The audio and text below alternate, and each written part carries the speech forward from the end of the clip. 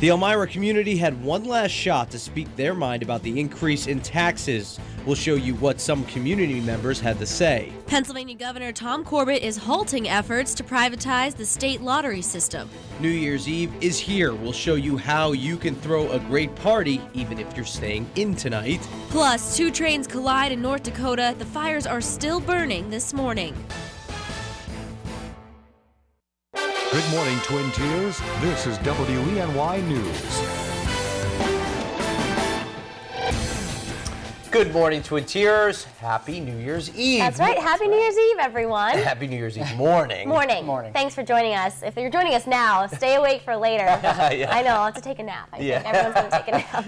But thanks for joining us. We have meteorologist Ryan Bells with us for our New Year's Eve weather. Do we have snow? Possibly a light coating of it, so it's not going to be major, but it'll be enough to coat the ground for you today. It's very cold out there, though. We're looking at mid-teens right now as you're headed out to your work this morning. 17 degrees is where we sit. Across the region, we see 16 in Corning, 16 in Penn Yan, and even 20 in Dansville. But we're going to warm it up slightly. Our 5-degree guarantee for today is 27 degrees we're calling for. Radar and satellite this morning. A few scattered snow showers throughout the region. We'll see a nice light coating from this throughout the day today. Otherwise, just partly cloudy conditions for your New Year's Eve, but it's going to be windy out there. Make sure you bundle up. We can see winds 10 to 15 miles an hour, gusting upwards of 30 with just some scattered snow showers throughout the day. Joe and Kelly?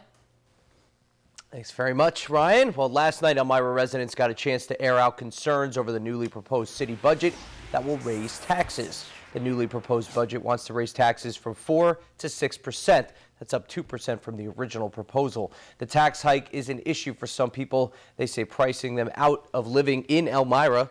Mayor Sue Skidmore says the only way they'd be able to avoid the tax hike is to cut services. Councilman Dan Royal wants the public to have a better understanding of why taxes are being raised. The public needs to understand where we're at, and they need a clarity on where we're at, where we've come from, and where we're heading. Critically important that we make some changes, both from a revenue side, but also from a cost side. I think we pay a lot of money, and I don't feel that I'm getting full services to start with. I realize everybody has problems, everybody has budget constraints, but I feel that they're driving people out of this area. A neighborhood meeting on the budget will be held January 7th prior to the January 13th vote. And a train derailment and collision in Castleton, North Dakota triggered a series of explosions and dark clouds, but the battle of extinguishing the flames continues this morning. It started just after 2 o'clock yesterday when a train carrying grain crashed into a massive train hauling crude oil. As many as 10 cars of the 100 cars on the oil train caught fire. No one was injured, but authorities now say a weather shift could increase the risk of potential health hazards in the area around Fargo, North Dakota. The sheriff's office recommends the entire town of 2,400 people evacuate on a night when temperatures fell below zero. The cause of the derailment is still under investigation. More than 241,000 people have enrolled through the New York's Health Insurance Exchange for coverage that starts tomorrow. The health department says enrollment for individual and family coverage since October includes over 175,146 New Yorkers. The state had to extend the deadline twice for 2014 coverage, starting on January 1st. Open enrollments continue through March. Applicants with incomes up to 400% of the federal poverty line are eligible for tax credits to help offset premium payments. Pennsylvania's lottery will continue to be run by the state after Governor Tom Corbett is ending his bid to have the system privatized. Corbett wanted a British National Lottery operator to run the Pennsylvania lottery, promising $34 billion in profits over the next 20 years. Attorney General Kathleen Kane, although rejected the Camelot Global Services contract, saying it was illegal. Corbett isn't ruling out rebidding a lottery management contract in the future.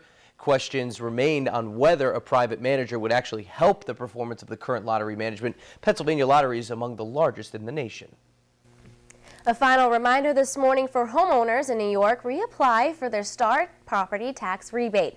Today is the last day to renew your STAR registration. As we've been reporting, the state tax department is requiring homeowners to reapply for this exemption. That's because the state is looking to cut down on fraud and people getting exemptions for more than one property. The good news is you can apply online and won't need to re-register again. The application process does not apply to seniors who are exempted under Enhanced STAR. American homes are more energy efficient these days, partly due to the appliances and gadgets inside. As a result, the average amount of electricity consumed in the U.S. has fallen to levels that were seen more than a decade ago. According to the Energy Information Administration, power usage is on track to decline again this year for the third year in a row. And a Bradford County stamp collector landed a rare sheet of newly issued stamps. Art Van Ripper of Sayre says he had a hunch that a post office in Waverly might have one of the new batch of newly printed inverted Jenny stamps. The U.S. Postal Service issued the stamps to celebrate the 95-year-old edition that featured an upside-down biplane by mistake. However, the USPS also randomly distributed 100 sheets featuring the plane right side up. Van Ripper says he had a feeling that one of those sheets was in Waverly. His is the fourth sheet to turn up. He says others are selling online for $25,000. People came out to the Friendship Baptist Church in Corning last night to celebrate Kwanzaa. The 7-day celebration stretches from the day after Christmas to January 1st, celebrating things like family values, creativity, and the community. Monday's principle is Nia, which stands for purpose. The African-American holiday was founded in 1966, but is inclusive of all races and religions. Recommitted to cultural ideas and a time for celebration of the good in life, family, and community. The event also featured the Common Time Choral Group. All right, let's take a look at some of the stories you'll be reading in today's Star Gazette. The Corning Museum of Glass is displaying a former New Year's Eve Times Square ball. That's pretty cool.